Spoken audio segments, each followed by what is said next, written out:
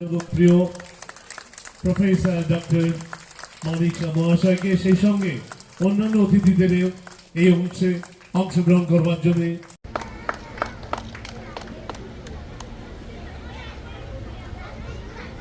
আনন্দিত এবং গর্বিত।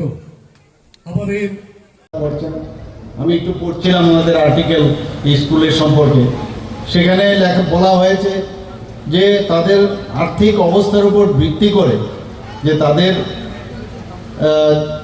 যে এখানে যে ফিজ রাখা হয়েছে, এটা কিন্তু আমার মনে হয় না এটা একটা দৃষ্টান্ত। ত্রিপুরাতে আর এই ধরনের ঘটনা হয়েছে বলে আমার মনে হয় না, যে এত সুন্দরভাবে। আর এই এলাকার জন্য তো একটা, আমি বলবো যে একটা ইনস্টিটিউশন, একটা মন্দিরের মতো হয়ে গেছে। এবং এখানে মাননীয় বিধায়ক আছেন, বিধায়িকা আছেন, এসএমসি কমিটির উনি চেয়ারম্যান। তো সেই ওনাকে আমি বলবো যে যেভাবে স্কুলটা ওনারা 4 বছর ধরে চালিয়ে যাচ্ছে, আগামী দিনও ওনারা চালাবেন। আমাদের আমি আশা করি যে সর্বাঙ্গীন যে শিক্ষা সেটাকে প্রদান ওনারা করবেন। এবং আমি নিশ্চিত যে স্কুলের ভবিষ্যৎ কিন্তু উজ্জ্বল। ক্লাস 8 পর্যন্ত আপাতত ডিসিশন নেওয়া হয়েছে, পরবর্তী সময়ে ক্লাস 12 অবধি, ক্লাস 10 এবং 12 অবধি স্কুলকে করবে। এবং আমি আমার বন্ধুবর ডক্টর আলিপ্য দাশগুপ্তকে আমি ধন্যবাদ দেব যে এই ধরনের একটা চিন্তা ভাবনা উনি করেছেন।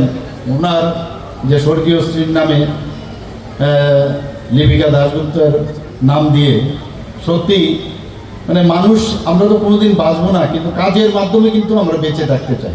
আমি বলবো এইভাবে, আমরা সবসময় বলি আমরা এখন জনপ্রতিনিধি, মানুষের জন্য। We are born for the peoples, born for others. এই যে একটা বিষয়, সেটা কিন্তু আজকে ডক্টর আলিপ্য দাশগুপ্ত দেখিয়ে দিয়েছেন যে এই ধরনের একটা উদ্যোগ ওনারা নিতে পারেন। আছেন তাদের আমরা সবাইকে আমরা সাইকেল বিতরণ করছি। প্রয়াস প্রকল্পে বিনামূল্যে আমরা বিভিন্ন ওয়ার্ক বুক আমরা বিতরণ করছি। এখানে যারা আরক্ষ দপ্তরের যারা কর্মীরা আছেন, তাদের সন্তানদের জন্য মুখ্যমন্ত্রীর মেধা পুরস্কার, সেটাও আমরা চালু করেছি। টিবিএসসির যে পরীক্ষা, সেটার অনেক আমূল পরিবর্তন আমরা করেছি। মাননীয় প্রধানমন্ত্রীজি যেভাবে এখন national education policy nap start করেছেন, সেটাকে সামনে রেখে বাস্তব ক্ষেত্রে কীভাবে এডুকেশন দরকার বহু বছর করে, এটা মাননীয় প্রধানমন্ত্রীজি সেই আমাদের ন্যাপ ন্যাশনাল এডুকেশন পলিসি যেটা চালু করেছেন, সেটাও আমরা করছি। Smart class, ICT lab, tinkering lab, সেগুলো আমরা করেছি। প্রি প্রাইমারি ক্লাস চালু, নিপুণ প্রকল্প চালু করেছি।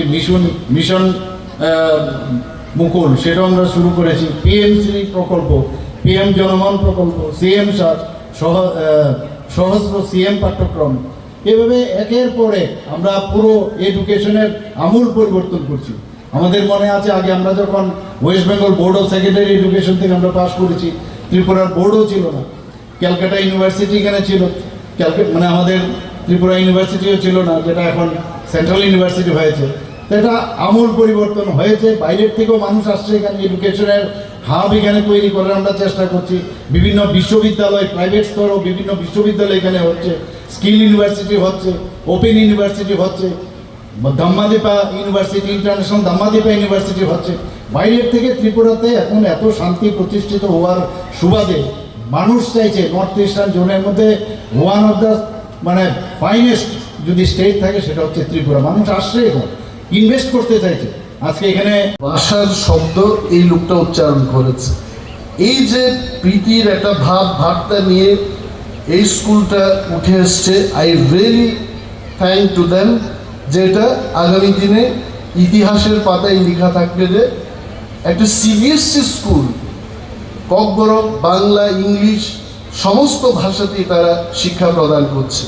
এবং তাতে করে দেখবেন ইন দি নেক্সট 10-20 ইয়ার্স এই স্কুলের পাশাপাশি অন্যান্য স্কুলগুলোতেও এই ধরনের ব্যবস্থা চালু হবে।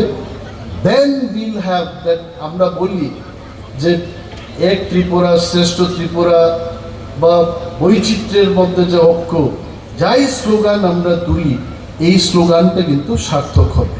And I am so happy that our Honorable Chief Minister has come here to grace this occasion. আমি যখন জিজ্ঞেস